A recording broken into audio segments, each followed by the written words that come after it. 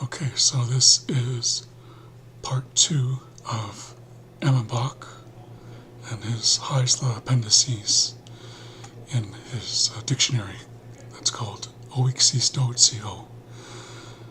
And before I start, I wanted to go over some things that I talked about last time around. So I have a document open here with some corrections or clarifications. Just things I wanted to add a little bit more to. I mentioned morphemes, and I'm not sure if I really gave a good description of what those are. So morphemes are the smallest part of a word with individual meaning. So they're not full words, they're parts of words, and they have their own meanings.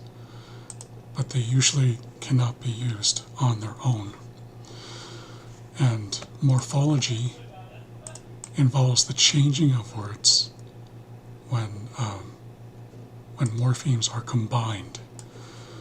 So morphology is when you take parts of words and put them together, and there's often changes that will happen as a result of that. So the two main morphemes in á'isla are root words and suffixes. So that's what you'll see the most in the á'isla language in words. They're made up of root words and suffixes. So another point I wanted to add about morphemes is that you can have bound morphemes or unbound morphemes. So we're getting a little bit into linguistics here, but it's not really that big of a deal. We're not going to dive in too deep here. This is just some extra background information that I wanted to add. So in á'isla, there's a word gyuk, and this is a root word. I mentioned when you see a little hyphen after a morpheme, that indicates it's a root word, so it's the beginning of a word. It's not a full word usually, and it means house or to live. So this is the root word, and in this case it's bound, meaning that it can't be used by itself. And this part here, this is ints or unts. So you see this starts with a hyphen, so this means it's added to a root word. So this is a suffix. Ints or unts has its own meaning, and it means my or mine, and it also talks about it being away. So this is a suffix, and it's also bound. So we can't use unts by itself. We have to add it to a root word. And also us is a suffix, and it means you or yours, and it also means away. This is also a suffix, and it is also bound. So you can't use us by itself. You can't use unts by itself. So basically, when you combine these, when you add unts to gyuk, you get gyukwunts. So that's a full word. When you add us to gyuk, you get gyukhus. So that's basically how á'isla word structure works. You have root words, and then you have suffixes. So each part of the word has its own meaning. When you change the suffix, when you add a suffix, it changes the meaning of that root word. So gyuk means house, gyukwints means my house away, gyukhus means your house away.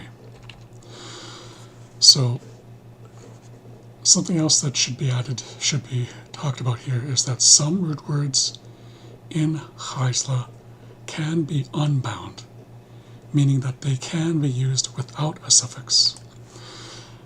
This is not common. There are a few root words that can also be used by themselves, but not many. So you could use the word gyuh. So this is basically gyuk.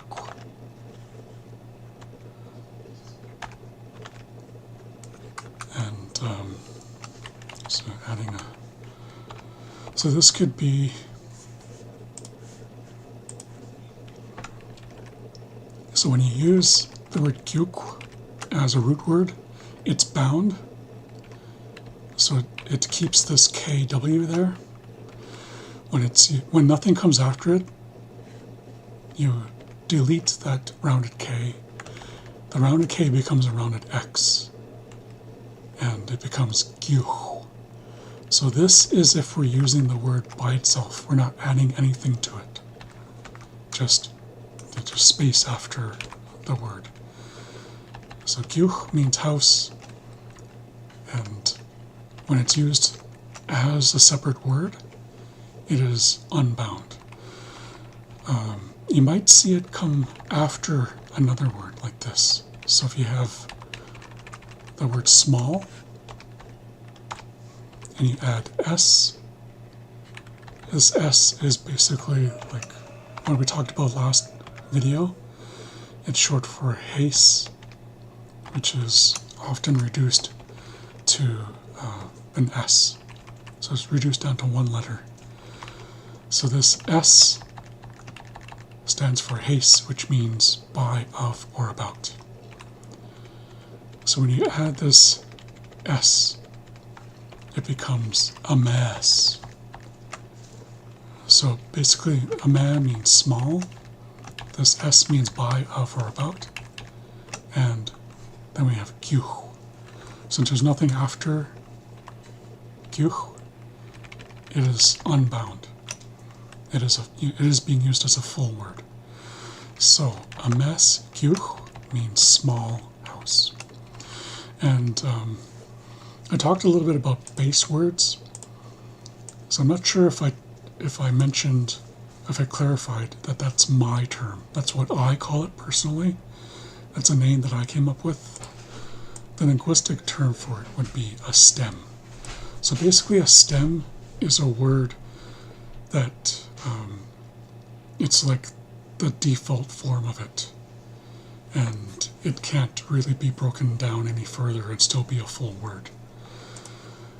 So again, we're getting a little bit into linguistics here, but I'm not going too deep. It's not that big of a deal. I just wanted to add a little bit more and clarify and give you some more information, because thinking back to the previous video, I'm not sure if I did a really good job of explaining those kinds of things. So I just want to make sure that people understand. So that is kind of a wrap up of part 1, the video that I did last time. So now I'm going to change to a different program here. I'm in my PDF viewer. And I want to pick up where we left off in the last video. So continuing on from there, what Emmon Bach talks about is deixis, or location. So he says other kinds of ending we see in these sentences have to do with, I think that's what he meant to say, have to do with where something is located in the scene of the conversation. So á'isla is a time-sensitive language. So we're describing things as they're happening, as we're speaking, more often than not. We're talking in the here and now. And it's also location specific. So this is kind of the heart of the matter that he's talking about here. He's talking about location. So notice the endings ache on several words there. So just going back, scrolling up a little bit more. So he's talking about things like this here, this sentence where he said, "Dukwilosuk sakyache," or "Dukwilaniske sakyache." So he's talking about this suffix, which is ache. So you see it in these sentences that he shared earlier. So ahe means away. Oops, went a little bit too far there. So these endings, along with ke, express the fact that the grizzly in question is not right here close to us. Changing these endings can express other locations. Full lists of these will be found in the appendix called grammatical endings. So that's another appendix that appears later on after this section. So going back up again quickly here. So he's talking about ke, which means the, and it also means away, and ache, which is a suffix. So ke is its own word, a full word. Ache is a suffix. It's a bound morpheme. It's bound to this noun, sah, which means grizzly bear. So the ke is always paired with ache. If this was ko, then this would be aho. If this was gyah gya, then this would be gya. So again, I have my own term for this. I'm not sure if there's a linguistic term for it, but I call them bookends. So this ke is going to match this ache. If this was ko, it would match aho. If this was gyah gya, or if this was gya, this would be gyah gya. So these would always match, and it would be the noun or the subject of the sentence that would be changing. So again, that's my term for it. That's what I call them. I refer to them as bookends because you have one on this side, one on that side. So I've come up with a lot of my own terminology, and so I'll explain those as I go along. So the next section is grammatical endings. So Emmon Bach goes on to explain, to understand and use á'isla, you have to know a pretty large number of grammatical endings. So the suffixes that we've been looking at, those are grammatical endings. This appendix gathers together information on almost all of these endings. All of the endings shown here have to do with persons and things and where they are. So we have to understand these ideas. Person. This has to do with participants in the speaking situation. In á'isla, we have to express these ideas. First person. So this is the speaker and others associated with him or her. So this refers to like I, me, we, or us.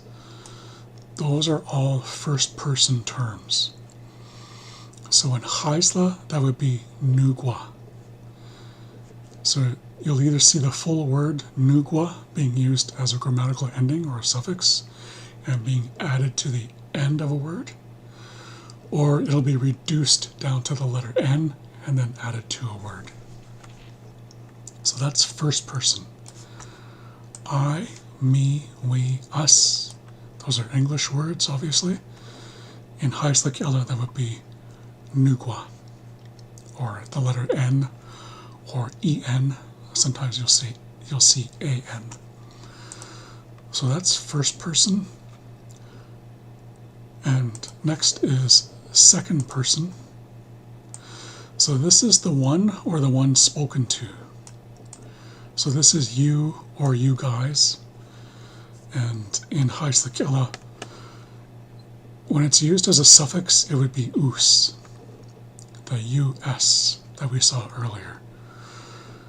So that's what means you when we're adding it as a grammatical suffix or a grammatical ending or a suffix. Then we have third person. So these are others. So this is she, he, it, they, etc. So this is usually expressed by the letter I, which is pronounced E. And something that takes a little bit of getting used to is when you see the letter I in á'isla, it either sounds like E, or in certain situations it can sound like A. So some examples would be like tlati, tlati. It ends with T-I, T. The E sounds like, or the I sounds like the letter, like the sound E. Another example would be, of the opposite would be uiksisda. Uiksisda. That's actually a good example. I'm going to switch over to my word program here just to give you a quick example. I'll type this up. So I'll just use that last word as an example. So we have uiksisda. This is a really good example to use because this first I sounds like A. The reason it sounds like A is because of this apostrophe in front of it. The apostrophe causes what's called retraction. So this is basically when this is triggered by certain consonant in front of vowels, only specific vowels. So those vowels are I and U. So in this first I, this apostrophe is causing retraction. So it's causing this I to sound like A. So that's why it sounds like aches. That's why the beginning of the word sounds like aches and not eeks.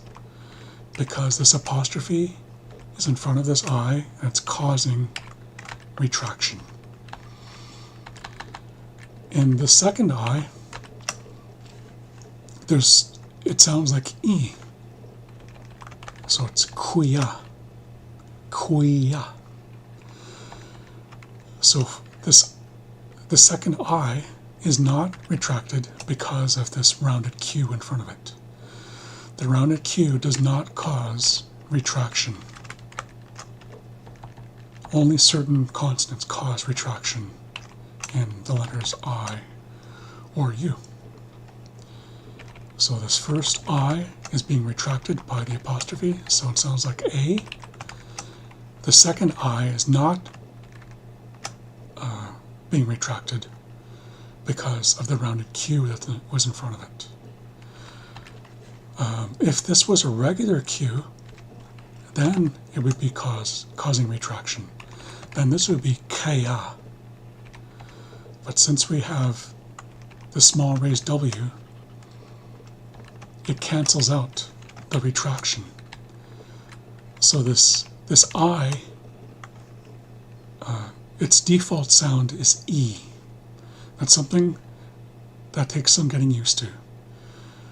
When you see the letter I, try and get used to hearing the sound E. So regular I says E, retracted I says A. I'm going to show you another example of this using the letter U. So this is Kowloon. What does Kowloon mean? You've probably heard this before if you have heard á'isla being spoken in your lifetime. Kowloon means beaver. So why are there two U's making two different sounds in this word? This first U sounds like O. The second U sounds like oo. So why is that happening? Well, let's look at the letters, the consonants that are in front of each of these U's. This Q is a consonant that causes retraction. So it causes the U to become retracted. So now the U sounds like O. So that's why this first syllable sounds like ko. The second U has an L in front of it, the L does not cause retraction. So we get a regular U sound, which is oo. So that's the default sound. So regular U sounds like oo, retracted U sounds like O. Regular I sounds like E, retracted I sounds like A. And that is really the beauty of the hybrid orthography, and pretty much every writing system that has been created by the linguists who have worked with the á'isla language. That's the power of the orthography. Once you know this, you can predict how words are going to sound. Think of predictive text. When you're typing on your phone, if you have predictive text enabled on your phone, what happens when you type like the letters TH? It'll suggest the word the, probably, more often than not. That's predictive text. So your phone is predicting what you're going to be typing, what you're trying to type. It's kind of the same idea with the orthography. Whichever orthography you're looking at, whether it's Emmon Bach or Hein Vinck's or Lincoln and Rath's, or if you're looking at the hybrid orthography, it works the same way.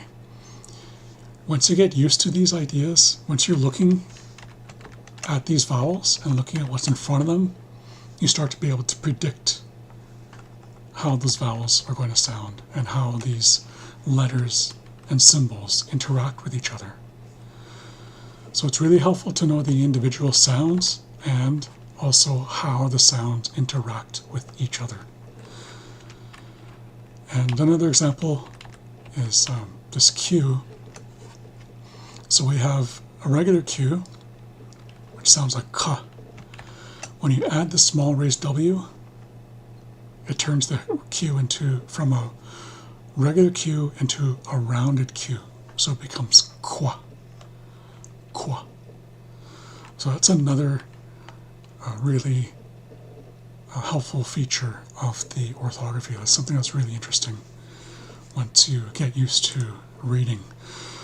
And it might seem a little bit complex at first, but once it's explained to you in a proper way, and when you practice it, the more you practice it, the better you get at it. So eventually you'll get to a point where this all becomes automatic. Like when I'm reading the language, it's all, things are happening that fast, like even faster than that, faster than I can snap my fingers, because I've trained myself to do that. I've trained myself to break down these interactions between consonants and vowels and these symbols and vowels. I know how these symbols and consonants affect the vowels.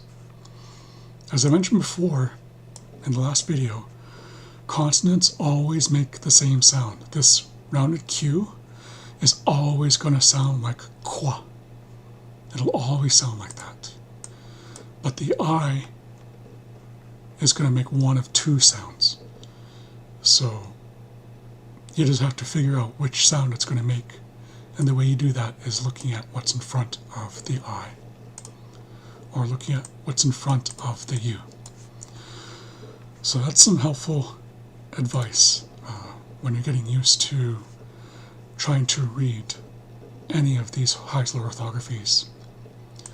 So going back to Emmon Bach's document here, he talks about numbers. He says this feature has to do with how many objects or people are involved. á'isla is generally not as fussy as English for number. So a word like baguanum might be used for people as well as person, depending on the context. So there's singular words in á'isla. So the singular form of a word refers to one person or one thing. the plural form of that word means more than one person or thing. So person and number are combined to get differences between he or she and they. For example, or, me, or us. Here there is a very important difference between á'isla and English.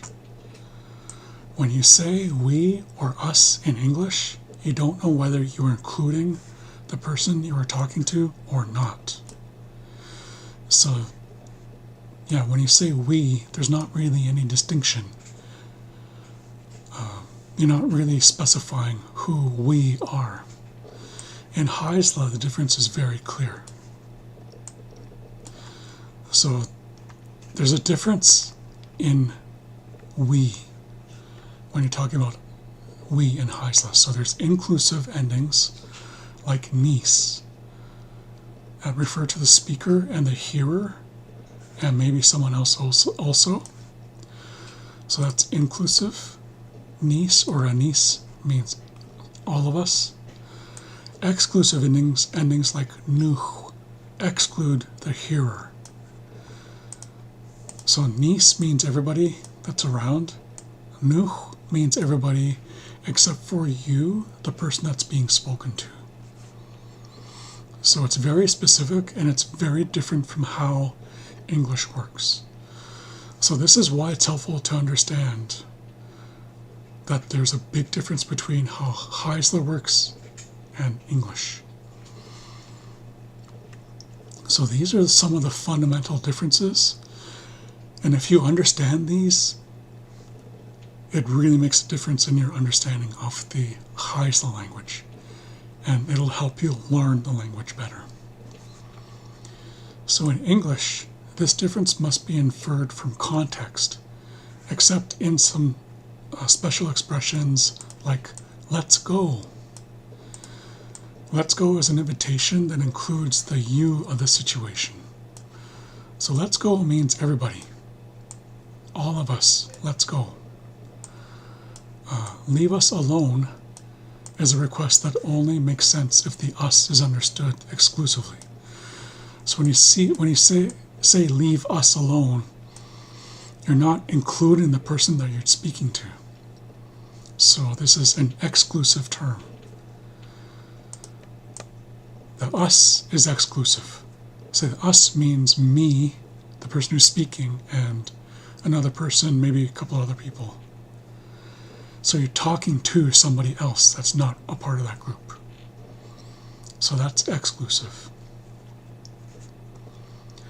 Location is what Emmon Bach talks about next. á'isla has a much larger set of distinctions for ideas like those expressed in English by he, she, they, or this and that, or here and there. In one way, it has less distinctions to worry about. á'isla is completely non-sexist.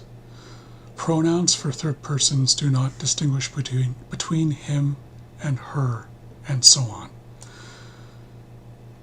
So what he's saying here is that there's no á'isla word for him or her. It would essentially be like they, or I think a better description would be like that one over there, that person that we're talking about, or that animal that's standing over, like that dog or whatever it is that you're talking about, or that object, that car over there. So there's no distinction between him, him, her, it. It's all covered by the grammatical endings that we were talking about. And there's no distinction between gender, no him or her. You would actually have to refer to a specific gender. You would have to say wisam for a man or a boy, or kanam for a girl or a woman. You would have to actually specify the gender of that person in order to come up with something that is equated to him or her. There's position also. So I talked about the á'isla language being location specific. So position with respect to the speech situation, there are 3 locations. So there's here, near me, the speaker. There's there, near you, the hearer. So that means there, neither me nor you. Or actually, no, this is a separate one. There's there, neither near me nor you, but somewhere else. So that's remote. So this is something that I always keep in mind when I'm creating sentences of my own. I think of 3 time periods. I think of present. I think of past, present, and future. I think of 3 people, me, you, and somebody else. And I think of 3 locations, near me, near you, near somebody else. Those are the things that I'm always thinking in my mind when I'm trying to create my own sentence. So if I were walking with you on the beach and I heard a seagull calling, I want to know if you heard it, I would say, Ko tlan kai tigilak sahay. That would be me saying I hear a seagull over there away. If I wanted to ask you if you hear it, I would say Saskoto tigilak sahaya. Saskoto tigilak sahaya. So that would mean, do you hear the seagull away, yes or no? So I'm asking you if you hear the seagull that's not close to you or me. So I'm thinking that's the 3 people, me, you, or somebody else. So I'm speaking to you. I'm thinking of 3 locations, near me, near you, somewhere else. This would be somewhere else. This would be away. And then they're past, present, and future. So obviously this is present tense. I'm asking you now in the moment.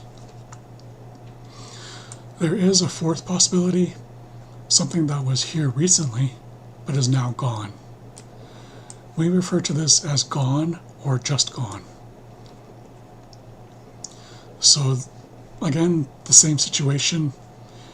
If I saw a seagull flying nearby and then it flew away and I couldn't see it anymore, I wanted to tell you that I saw it, I would say, Dukwalatan kai, or not kai, Dukwalatun. I'm not sure what I would replace K with. I think it's Tihkya. And then it would be Tihilax. And then I'd have to add a suffix that matches the Tihkya. I can't think of it off the top of my head. But there's another suffix that goes on the end of it that matches Tihkya. I might have that wrong, I'm not sure. It's been a while since I used that sense, that form. So in addition, the language makes a distinction between things that are seen and known, and things that are not in sight, or merely imagined or potential. So we tag these distinctions with visible and invisible. So that's another nuance that's added. You could be referring to something that's visible at the time or not visible. So you could be referring to something that's here in the moment or has just gone, or somebody that has just gone. I can't remember what that last suffix is, but hopefully maybe that'll come to me later on. I'll continue on with Emmon Bach's explanation here. So he says, we give here charts for practically all the endings that are important for á'isla grammar. For explanations of the basic ideas like subject and object, check the appendix called Making á'isla Sentences. So This chart that we're going to look at goes over subject endings. So this subject ending, which we've seen before, is nugwa, or it could be a letter N, or it could be EN. So this is first person, and it's singular. And this is I, or me.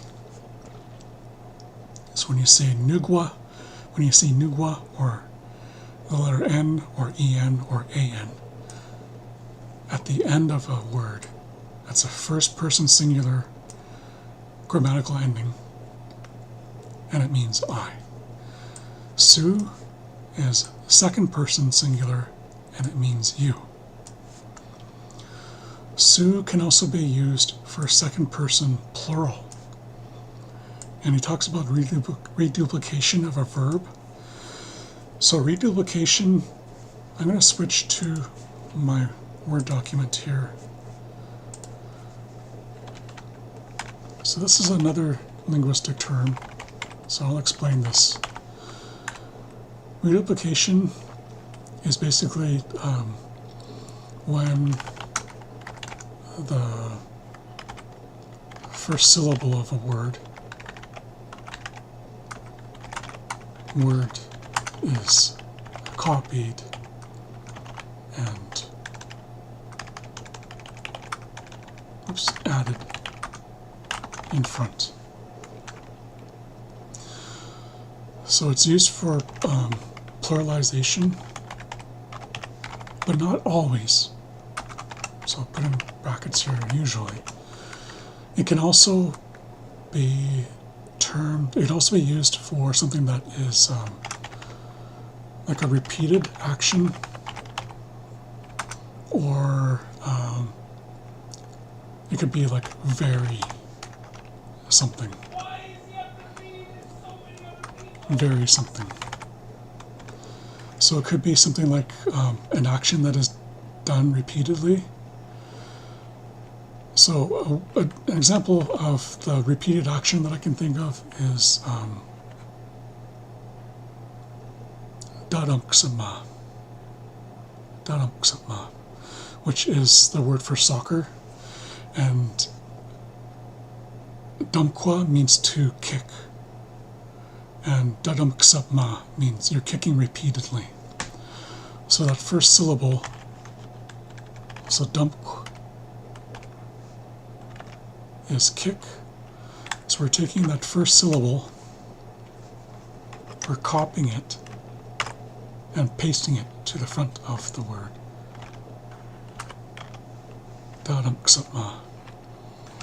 That is soccer. The literal meaning is to kick repeatedly.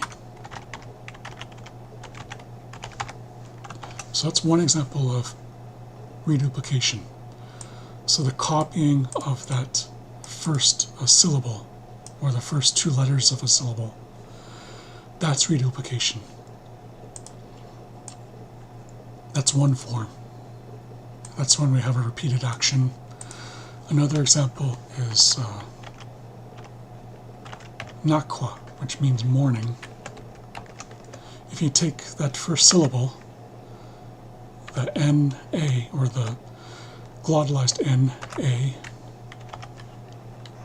and paste it in front of the word, then we get nakwa, which means dawn. So this would mean something like very morning or early morning. That would be a more literal translation. But we basically describe it to mean dawn. But that's what's happening there, is that reduplication is making that nakwa, taking the word nakwa and making it, which is morning, and making it like really morning or very morning, which is early in this case. And an example of pluralization is if we have the word baguanum. So we take this BE, copy it, paste it to the beginning of a word, and change this E to an I, and actually the accent shifts as well. So we move the accent on top of the I. This becomes people. So this was something that Emmon Bach was talking about earlier. Is Beguanum is person. So the accent goes on the A. So this is one person. So this is singular. B Beguanum is people, which is plural. So in these three words, there's three different types of reduplication happening. So this is really helpful to know. This is very different from English. So if we take this word Beguanum, this would be the only way we could pluralize it in á'isla. So we can't take this word Beguanum and add an S to it like we would in English. This would not mean people. This would not make it plural. This would mean person of. Because this S doesn't mean what it does in English. This S is a suffix that means haste, which we saw earlier, which is often reduced down to the letter S. So what does haste mean? Do you remember how I described haste? It means by, of, or about. So if you added an S to Beguanum, it would be Beguanums, and it would mean person of. It would not mean people. So you can't take a á'isla word and pluralize it in the English way. English conventions do not work the same way in á'isla. So that's something that's very helpful to know. Because a lot of people might come into it thinking you can just take a singular form and then add an S like you would with English. That's not how it actually works. It operates on a very different level in á'isla. So that is something that will help you a great deal. This is something that should be explained to you. If you're learning the á'isla language, if you're just starting to learn, this is really helpful information because it works very differently than what you would expect if you are a native English speaker. So I'm going to go back to the PDF document, and this niece, which he was talking about before, so this is a first person plural term, and it's inclusive. So this is we including you, so this is all of us. The first person exclusive form of this is nuh. So nuh means we excluding you. So everybody that's here except for you, the person that I'm speaking to. We also have third person suffixes. So the 3 is third person. This 1 is the location. So this is close to me. So it's third person, but it's close to me. And the form, the suffix for this is ich. Ich. And that means he, she, or it near me. The same thing here, third person, near me, ich with reduplication, so that would mean they near me. So reduplication meaning it could be a plural form more often than not. It could be some other form of reduplication, which we saw earlier. And the same option is applied for plural forms for all of the following terms. So we have third person second, third person 2, which is third person close to you, the person that I'm talking to. So this is u. This means he, she, or it near you. Third, 3-3, third person away or remote. So this is indicated by the suffix which is the letter I, which sounds like E more often than not. And this is he, she, or it, remote. And then we have he, three, gone, so it's third person gone. So this is often indicated by the suffix ki or gi. So that is he, she, or it, gone. Then we have some invisible forms. So you have third person, one, which is close to me, invisible. So this is eichts, eichts. So this C is what refers to, what indicates that it's invisible. This eich means it's close to me, but it's third person. The C means it's invisible. So he, she, or it, near me, but it's invisible. 3, 2, this is third person. This is near you, invisible. So we have the u, and then the C indicating that's invisible. So uts, that means he, she, or it, near you, and it's invisible. Then we have 3, 3. So it's third person, and it's away. It's not near me, it's not near you, it's somewhere else. So it has the E suffix, the dash I, and then the C, so it means he, she, or it, and it's remote, and it's also invisible. So I'm just going to scroll down really quickly here, because I'm still trying to think about the example that I was trying to come up with earlier of something that has just gone. So I'm wondering if Emmon Bach has some examples of those. So just quickly going through the next few appendices. Okay, here it is. Okay, so yeah, I had it wrong. So I'm going to go back to my Word document and kind of break this down.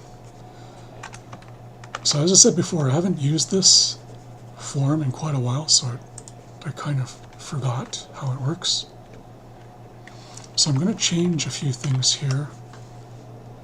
So I mentioned before that there are no capital letters used in the hybrid orthography. Actually, I'm going to undo a couple of these. So just an interesting note. This straight dash here, this is what Emmon Bach used to use to indicate accent in a word. So he used to put this straight dash after the syllable that is to receive, that's meant to receive emphasis. But he stopped using that at some point, and he replaced it with the acute accent marker. I'm going to remove this part of the word. So I'm reducing nugwa down to N. So dukulan means I see. So something that I like to do is I like to add what's called Ruby text. So this is good if you want to provide like a translation. So I'm going to do this. I'm going to provide an English translation using Ruby text. So this means C, I. I'm just going to format this a little bit, make it a little bit, change the settings a little bit here. So dukulan means C, I. Keiki, this means the, just gone. Another way to refer to this is absent. So the, absent, or to use the terminology that Emmon Bach was using, just gone.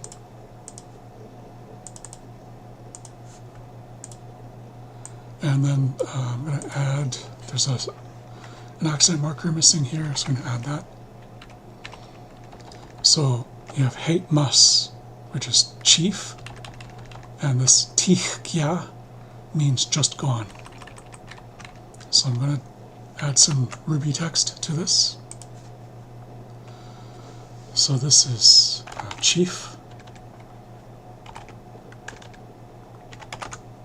just gone, and change the settings a little bit.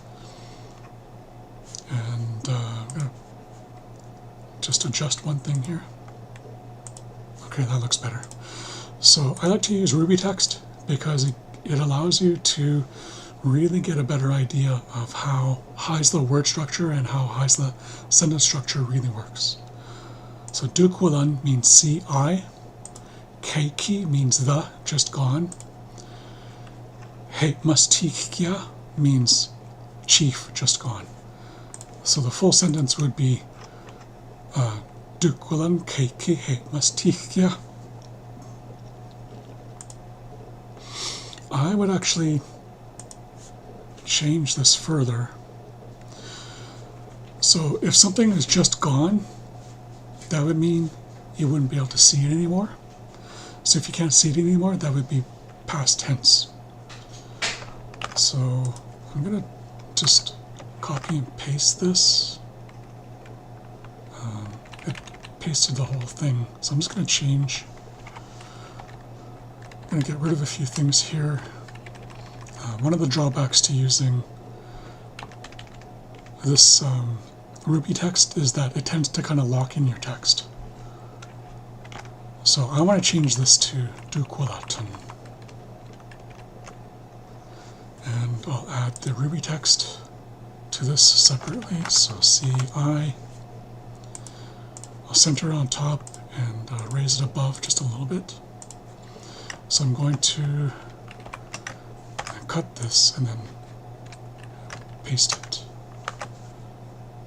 Oh, actually I'm going to change that Ruby text again, because the reason I wanted to change it is because the T that I added is past tense. So this would mean saw I, the just gone, chief just gone. So du'qulan keiki he mastikya would mean saw I, the just gone, chief just gone. So in a more of a free translation, it would be I saw the chief who just left. That's essentially what I'd be saying there. So I got a little bit mixed up with my phrasing, but this would be proper grammar here. So keiki would mean the, just gone, and then I would add this teikya suffix to whatever I'm talking about. So that's the way that works. I wanted to correct myself there. And carrying on with Emmon Bach's document here, I'm going to just adjust something here so I can see my screen a little bit better. The endings on hate must are called demonstrative or didactic endings. They express ideas like the English this and that, but they are more elaborate. So basically 4 ideas. Here by me, there by you, somewhere else, remote, or I tend to describe it as away, and one for just gone. So I tend to think of it as here, near me, there, near you, there, away, and then there, just gone or absent. In addition, they may express whether the item is visible or invisible or imagined. So he goes on to explain further, as in these examples, they are correlated with separate demonstrative words like keich, gya, ko, ke, or keiki. Here's a full set, and we'll tag them with separate words just given. It's not clear how many of these invisible or imagined forms are still alive. So some of these suffixes might have been used in the old days, but aren't used anymore, or at least are not used very often.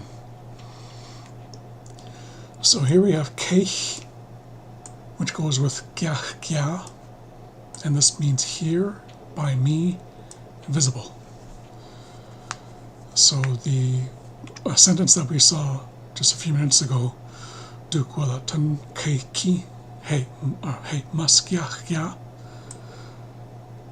So keich or keiki goes with tich gia.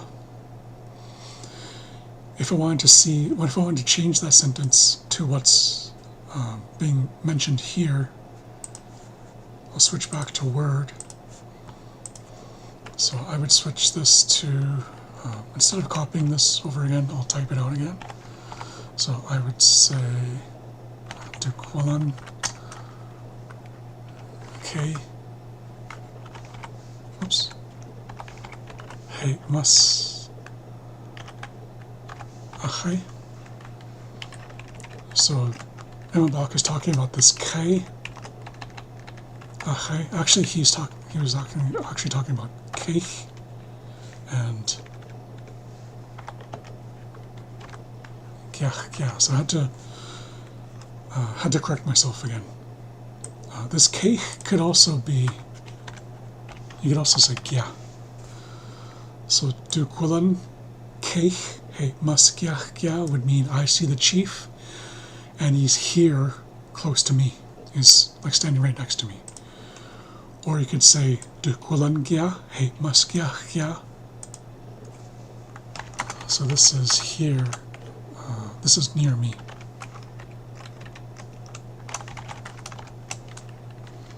Here, near me.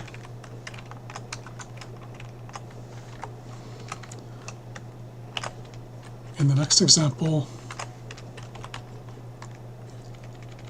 you'll see Emmon Bach turning this into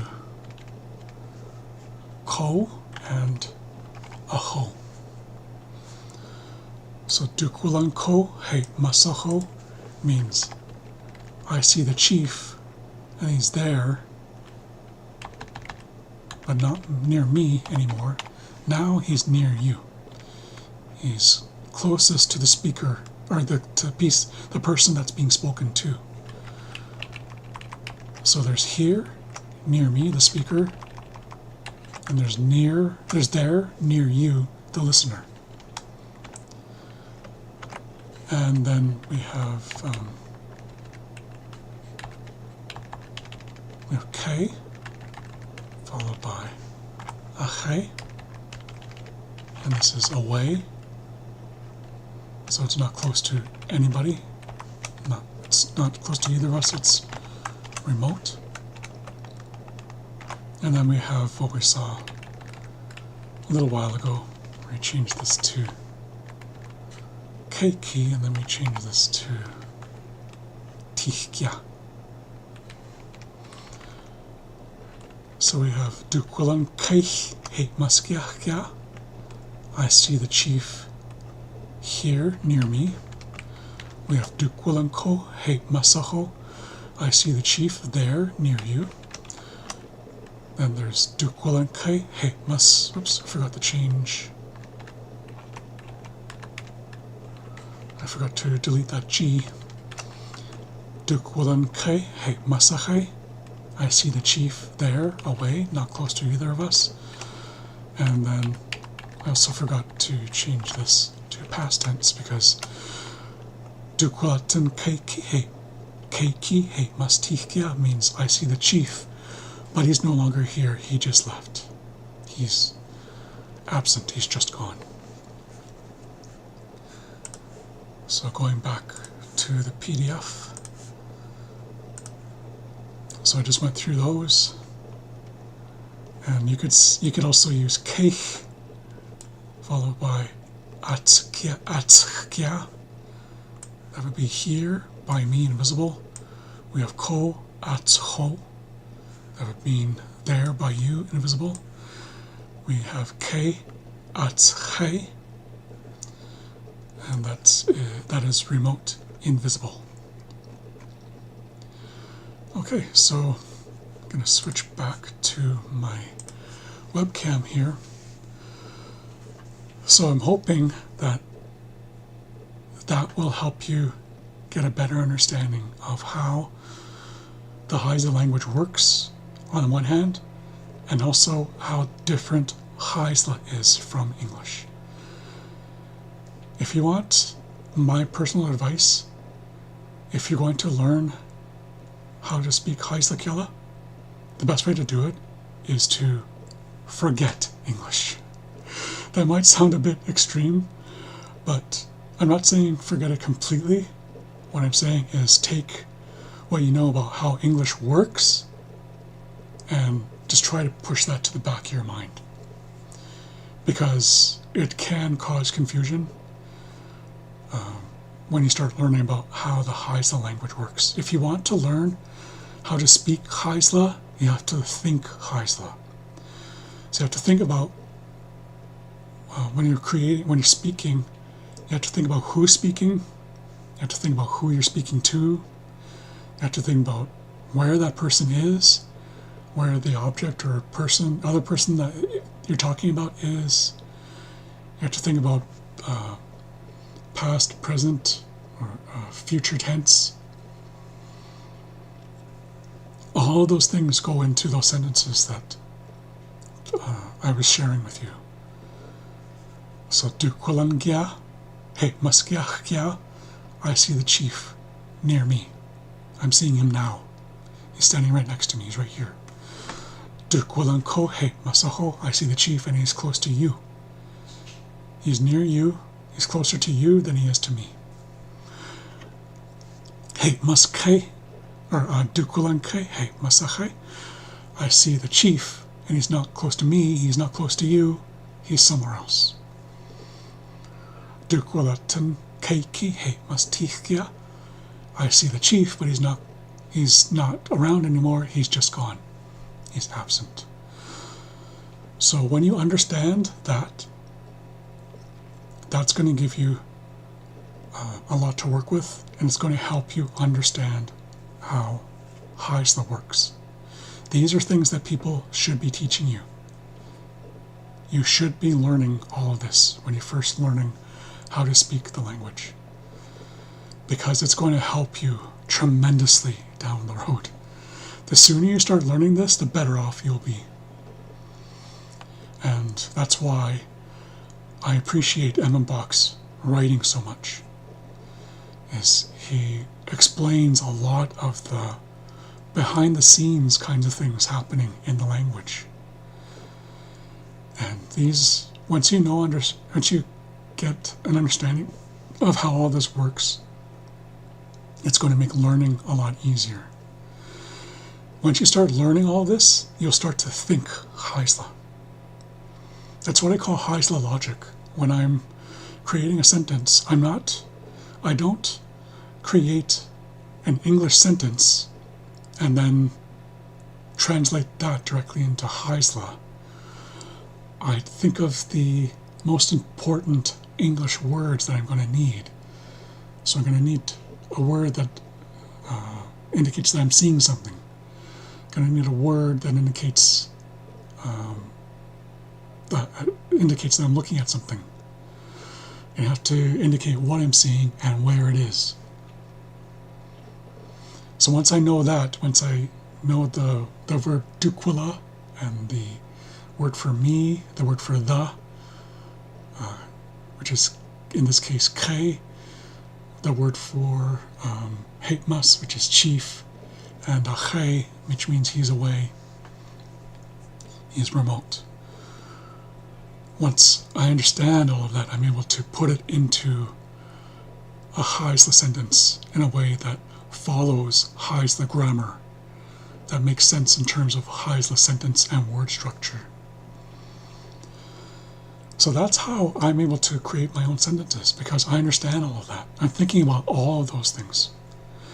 And again, it might sound like a lot at first, but once you get used to it, it starts happening like that. But then, as I just demonstrated inadvertently, if you don't practice it, sometimes you kind of forget things. So I forgot how to, the form for talking about something that's just gone, that's absent, that is here, that was here, and has just left recently. So the more you practice, the better you get, and the more you remember. So I haven't been practicing some of those sentence forms, so it's something that I should do more in the future, and it's something that I will do, so that I don't forget about that again down the road. So I'm hoping this was really helpful to you. I personally am really enjoying this, and I'm hoping that you're enjoying it too, and you're finding it really helpful to you in your understanding of the á'isla language and how it works. So we'll continue on going through some more of Emmon Bach's Appendices. Not sure when, but hopefully sometime soon, within the next few days, maybe a week or so down the road. Until then, since it's evening right now as I'm going live, I'll say uiksisda. Good night.